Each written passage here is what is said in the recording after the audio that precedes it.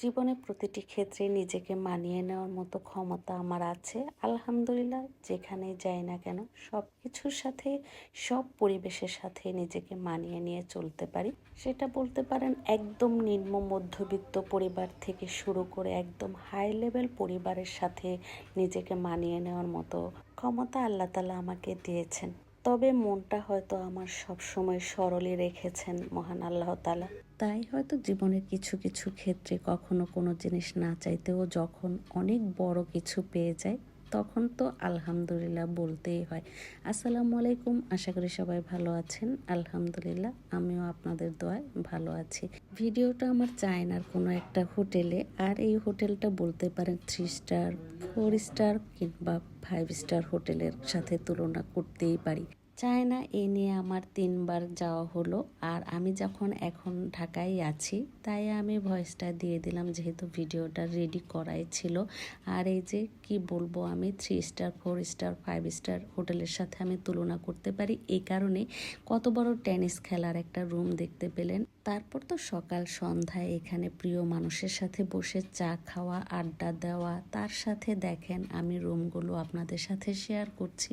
দুই পাশে হোটেলের কক্ষ আর মাঝখানে চিকন রাস্তা হলেও কিন্তু হোটেলের পরিবেশটা ছিল সেই রকম দেখতে। তো এখানে আমি তাদেরকে হারিয়ে ফেলেছি, মানে আমার হাজব্যান্ড আর তার ফ্রেন্ড কথার আওয়াজ পাচ্ছিলাম, কিন্তু কোন রুমে আছে সেটা বুঝতে পারিনি। তারপর আমি সামনে এগিয়ে যেয়ে তাদেরকে দেখতে পাই। আর এই যে দেখেন, আমি বলছিলাম না, রুমগুলো কিন্তু অনেক সুন্দর দেখতে।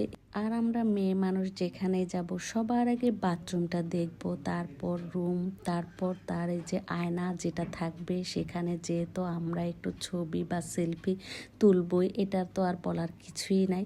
যাই হোক, এক রুম দেখার পর চলে গেলাম আমরা অন্য আরেকটা রুম দেখতে। আর এই যে দেখেন, এই রুমে এসে তো আমার মনটাই ভরে গেল, কারণ প্রথমে আমি এই রুমটা দেখেই পছন্দ করে ফেলে, যেহেতু সাথেই ছিল একদম মেন রাস্তা।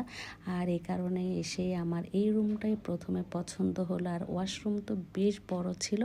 আর আমার হাজব্যান্ড এখানে বলছিল WC-তে একজন থাকা যাবে, এগুলো নিয়ে কিন্তু আমরা একটু হাসাহাসি করছিলাম। এত সুন্দর পৃথিবী মহান আল্লাহ তাআলা আমাদের জন্য সৃষ্টি করেছেন, তার বিন্দু পরিমাণ মাত্রও কিন্তু আমরা দেখিনি। তাই তো গ্রাম থেকে শহরে, শহর থেকে দেশ বিদেশ, যেখানে যাই না কেন, এই যে এত সুন্দর পৃথিবীটা সৃষ্টির জন্য আল্লাহ তাআলার কাছে অনেক অনেক শুকরিয়া জানাই। যেখানে যাই মুগ্ধ চোখে শুধু আল্লাহর সৃষ্টিগুলো দেখি আর আলহামদুলিল্লাহ মনে মনে পড়তেই থাকি। তো যাই হোক, এই ছিল আমার আজকের ভিডিওটি যদি ভালো লেগে থাকে তাহলে লাইক কমেন্ট শেয়ার করে পাশে থাকবেন। এই হোটেলের ভাড়া কত সেটা না হয় নাই বললাম, হয়তো আপনারা অনুমান করে বলতে পারবেন। আজকের মতো পরবর্তী ভিডিও দেখার আমন্ত্রণ জানিয়ে শেষ করছি।